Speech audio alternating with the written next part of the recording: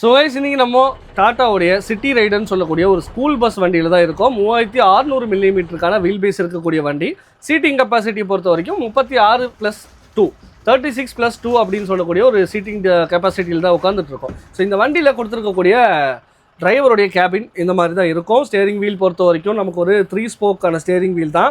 நல்ல ஒரு matte finish பண்ண ஸ்டேரிங் வீல், டாட்டாக்கான லோகோ இருக்கிறது நீங்கள் பார்க்கலாம். ஸோ ஹாரன் பார்த்தீங்கன்னா ஒரு டீசெண்டான சவுண்ட்லேயே இருக்குது.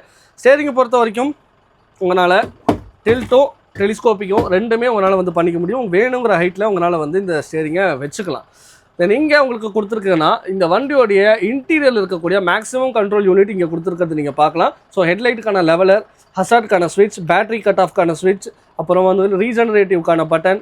மோட்ஸ் பொறுத்த வரைக்கும் லைட் அண்ட் ஹெவின்னு 2 மோடு கொடுத்துருக்காங்க. ஸோ உங்களுக்கு வண்டியோடைய லோடை பொறுத்த வரைக்கும் உங்களுக்கு அந்த மோடை நீங்கள் மாற்றிக்கலாம். தென் கீழே பார்த்தீங்கன்னா கேபின் லேம்ப், டிரைவருக்கான ஃபேன், தென் ஸ்டெப் லேம்ப்னு ஒன்று கொடுத்துருக்காங்க.